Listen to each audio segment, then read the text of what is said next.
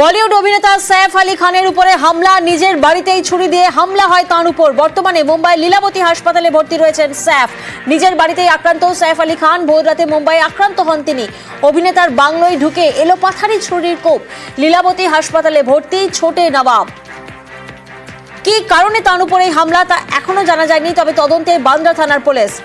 আক্রান্ত সৈফ আলী খান, তিনি এই মুহূর্তে মুম্বাইয়ের লীলাবতী হাসপাতালে ভর্তি রয়েছেন। কিন্তু কি কারণে হামলা, চুরি করতে সেই হামলা নাকি অন্য কিছু, তদন্তে বান্দ্রা থানার পুলিশ। সাম্প্রতিক অতীতে আমরা দেখেছি বলি অভিনেতাদের উপর একের পর এক হুমকি। আমরা দেখেছি সলমান খানের উপর হুমকি, আর এবার সরাসরি বাড়িতে ঢুকে এলোপাথারি ছুরির কোপ। কোথাও না কোথাও নিরাপত্তা নিয়ে প্রশ্ন উঠছে, নিরাপত্তা ব্যবস্থা নিয়ে প্রশ্ন উঠছে। প্রতিনিধি অতনু এই মুহূর্তে আমাদের সঙ্গে রয়েছেন। অতনু, আমরা দেখেছি যে সলমান খানের উপর হুমকি এবং বলি অভিনেতাদের উপর সিকিউরিটি থ্রেট সাম্প্রতিক অতীতে আমরা দেখেছি, তবে এই ঘটনাটা একেবারে রেয়ার বলা যেতে পারে যে বাড়িতে ঢুকে রীতিমতো এলোপাথারি ছুরির কোপ অভিনেতাকে। রেয়ার তো বটেই, তার কারণ হচ্ছে যে যেটা সৈফ আলী খানের বাড়ি হোক বা অন্য যে কোনো বাড়ি, যে কোনো বলিউড অ্যাক্টর বা যারা মুম্বাইতে থাকেন, মুম্বাইয়ের বাংলার যেখানে সৈফ আলী খান থাকেন, সেখানে প্রত্যেকটা বাংলোয় খুব মারাত্মক সিকিউরিটির ব্যবস্থা থাকে। সেই সিকিউরিটি কিভাবে ব্রিচ করা হলো সেটা প্রথমে দেখতে হবে।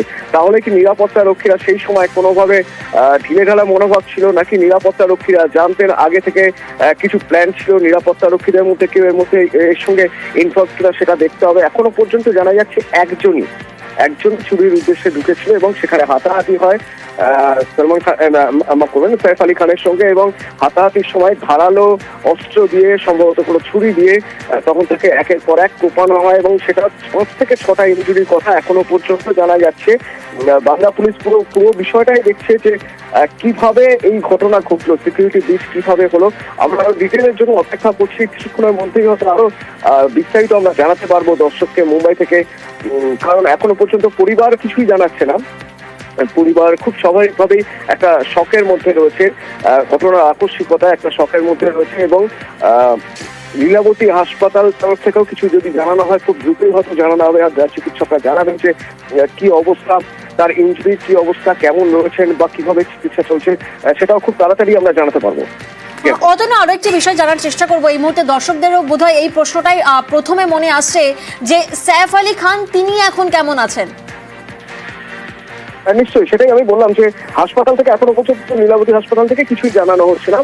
খুব স্বাভাবিকভাবেই পরিবারও কোনো কথাই এখনই বলছে না।